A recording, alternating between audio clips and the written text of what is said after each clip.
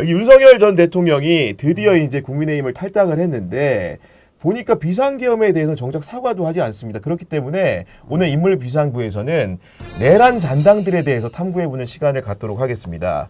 그 윤석열이라는 사람이 보니까 12.3 비상계엄을 전후로 해서 정말로 많은 사람들하고 통화를 했더라고요. 예, 타임테이블이 좀 드러났는데 일단 그 불법계엄 선포한 시간이 3일 오후 10시 27분이고요. 그 다음에 이제 11시 22분에 그 당시 국민의힘 그 원내대표 추경호하고 1분간 통화했고 26분에는 나경원 의원하고 40초 정도 통화한 사실이 확인이 됐습니다. 근데 이게 국회 개헌건이 11시 45분에 닥치니까 그 26분 전이라고 해요. 그래서 이게 이제 포인트인데 도착을 하기 전에 전화를 했다는 거는 이 사람들한테 뭔가 그냥 단순하게 무슨 양해를 구했다 미안하다 이런 것보다는 네. 좀 어떤 식으로든 행동을 요청하지 않았을까 이런 의심을 들게 하는 게 충분하고요. 의심을 들기 충분하고 그러니까 표결을 방해하거나 뭐 적어도 참여하지 말라고 하거나 아니면 이거 추정입니다만 뭐 주변의 분위기를 조성해서 좀 안 가는 쪽으로 이렇게 뭐 좀 부탁을 하지 않았을까. 굳이 부탁을 하면 이제 계엄군 정말 이걸 치밀하게 할 생각 사람이라면 계엄군이 다 왔을 즈음 하거나 해서 정말 미안하다 이렇게 말을 할 수 있는데 이건 굳이 도착하기 26분 전이면 그 안에 의원들이 모여서 무슨 짓이라도 할 수 있는 거잖아요. 근데 굳이 이때 전화를 했다는 거는 표결을 방해하라는 요청이나 뭐 이런 비슷한 얘기를 하지 않았을까 이렇게 추정되는 부분이 있습니다. 이제 저도 좀 덧붙이면 그 상황을 한번 볼 필요 있는데 당시 상황을 보면 이제 뭐 그 시간대가 보면 이제 윤석열이 그 시간대 보면 군경지휘부에 전화에 막 돌려가지고 이제 뭐 빨리 정치인 체포명단 불러주고 그다음에 헬기 출동 독촉하고 국회 봉쇄하라고 지시하는 상황이잖아요. 그렇습니다. 그런 긴박한 상황에 전화 이른바 이제 어떻게 보면 계엄 해제 표결 열쇠를 쥐고 있는 여당 원내대표한테 전화해가지고 그 상황에 전화해가지고 미안하게 됐네 뭐 이런 이야기할 건 아니잖아요. 그렇죠. 이렇게 긴박한 시간에 굳이. 그리고 보면 그 1분 뒤에 또 이제 윤석열이 경찰청장한테 전화해가지고 국회 봉쇄 지시 내려요. 그리고 난데 3분 뒤에 나경원 의원한테 전화해가지고 또 미안하게 됐네 이렇게 한다는 게 이게 무슨 계엄이 장난도 아니고 어떻게 보면 이게 윤석열 물론 이제 뭐 아프신 분이지만 이게 이중인격자가 아니고서는 그렇게 할 수 있는 상황은 아니잖아요. 이게 정황상으로 맞습니다. 보면. 그리고 이제 추경호나 이제 나경원 자체가 대표적인 친윤 정치인이고 추경호는 당시 현직 원내대표, 나경원은 전에 원내대표를 한 사람이기 때문에 의원들을 조직할 수 있는 역량이 되는 사람이지 않습니까? 그러니까 더 의심을 받는 상황인 것 같고 어쨌든 간에 그런 사달이 있었고 추경호가 역할을 제대로 못했음에도 불구하고 이분이 사의를 표명했는데 의원들이 그걸 받아들이지가 않았었죠. 그때 받아들이지 않은 거는 국민의힘이 이후에 보여준 행동들의 일관되잖아요. 처음에 그 불법 계엄 다음 날 좀 웅성웅성하다 그 다음 날부터 이제 윤석열 옹호하는 쪽으로 점점 목소리가 커지니까 추경호한테 물러나지 마라 이런 왜냐하면 넌 계속 윤석열을 보호해야 되니까 뭐 이런 친윤들의 무슨 작전이 있지 않았을까 이렇게 싶고 근데 다만 추경호는 뭐 그 앞에서는 내가 나라도 책임을 져야지 하는 말이겠지만 사실은 본인이 계속 그걸 달고 있으면 기자들이 물어볼 거 아니에요.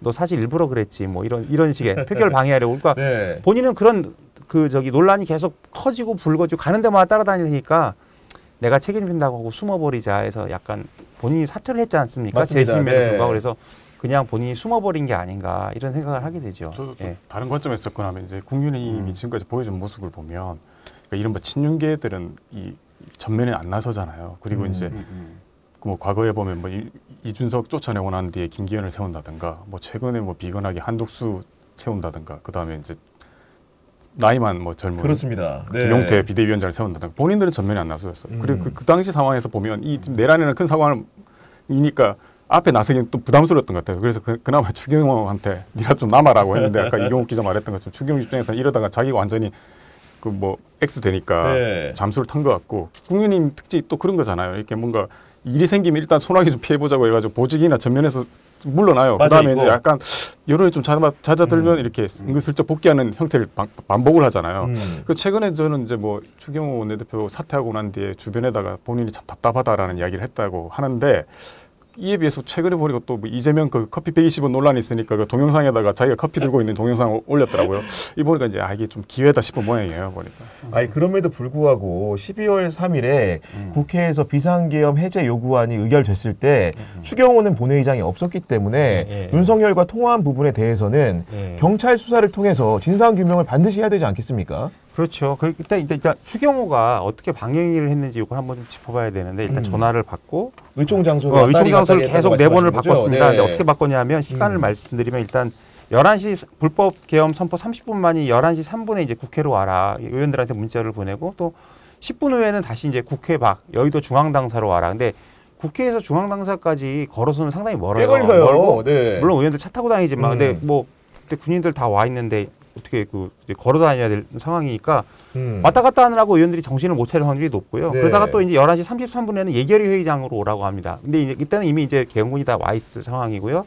어쨌든 예결위 회의장은 본회의장 밖이에요. 근데 중앙당사에 갔던 의원들이 다시 예결위 회의장으로 옮기기에는 굉장히 힘든 시간이죠. 그리고 그렇죠. 또 0시 3분에는 다시 여의도 당사로 오라고 합니다. 그러니까 이게 벌써 4번을 바꾼 건데요. 그래서 이제 0시 49분에 본회의가 개의됐을 때 그 여당 의원들 50명이 지금 당사에 모여 있었다고 합니다. 그래서 추경호가 이때 한 말이 뭐냐면 이제 도저히 진입이 안 돼서 당사에 모여 있었다 이렇게 얘기를 하는데 이게 말이 안 되는 소리인 게 국민들이 나서서 싸우잖아요. 목숨 걸고. 근데 맞아요. 네. 헌법기관이면 자기들이 헌정 질서를 수호를 해야 되는데 일단 그거 안 한 거 직무유기고 윤석열이 계엄군 도착하기 26분 전에 전화를 합니다. 그러면 그 시간이면 아까도 말씀드렸지만 충분히 예상이 되는 뭐라도 할 수 상황입니다. 있는 네. 상황이기 때문에 그럼 의원들한테 전화를 돌려서 빨리 국회로 와라. 큰일 났다. 이렇게 얘기를 해야 되는데 계속 왔다리 갔다리 하면 누가 봐도 이거는 좀 뭔가 의심을 할 수밖에 없는 그러니까요. 그런 네. 상황이라고 볼 수밖에 없고요. 그래서 지금 경찰 조사가 제대로 안 이루어지는 것 같아요. 특수본 뭐 이런 데서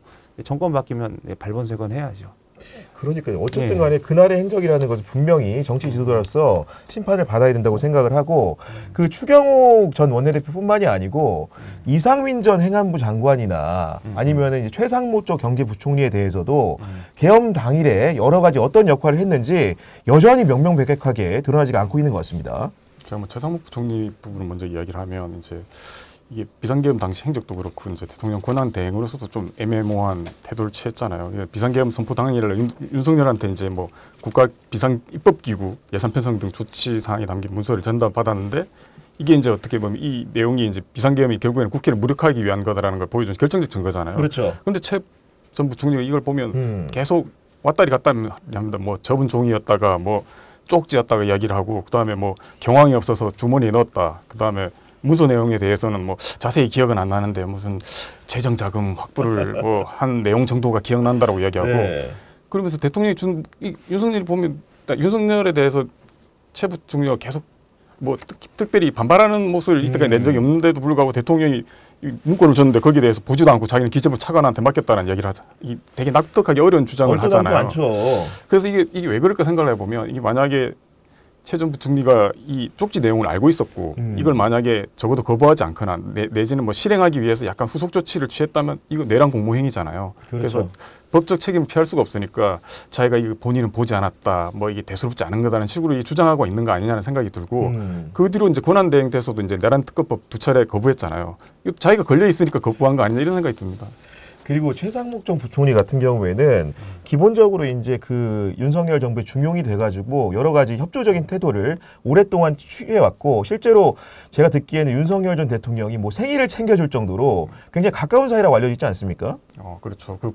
뭐 자세한 걸 모르겠지만 이 보면 이제 최 전 부총리가 과거 이제 박근혜 정권 시절에 이른바 이제 국정농단 사건 때문에 조사를 받잖아요. 그래서 뭐 이제 뭐 미르재단한테 압력을 역할을 했다. 이제 그 당시 이제 안종범 수석인가요? 그 지시를 받아가지고 그런데 그때 참고인 조사를 받고 구속은 되지 않습니다. 그게 보면 네. 그 당시 이제 사건을 지휘했던 게 윤석열 전 그 당시 중앙지검장인가요? 뭐 그랬던 것 같은데요. 아마도 이제 어쨌든가 당시 중앙지검에서도 하고 특검에서도 네. 했는데 아마도 특검 때 수사팀장이었을 겁니다. 그렇죠. 아마도. 네. 그런데 그 이후에 보면 이 윤석열 대선 예비 후보 시절에 보면 캠프에 최상목이 나타나요. 그래가지고 이제 무슨 경제 분야 뭐 위원회 하고 그 다음에 바로 이제 뭐 경제수석이 되고 경제부총리가 되는 걸 봐서는 그 과정에서 뭔가 이렇게 일이 있었겠죠 두 사람 사이에 내지는 윤석열이 이 사람의 뭐 능력을 봤는지는 모르겠지만 네. 기용을 한 거죠. 하나 첨언하면은 일단 과 후배잖아요, 대학 후배. 그래서 그렇습니다. 윤석열 학벌 네. 중시하는 거 되게 유명한 얘기인데 사석에서 상모가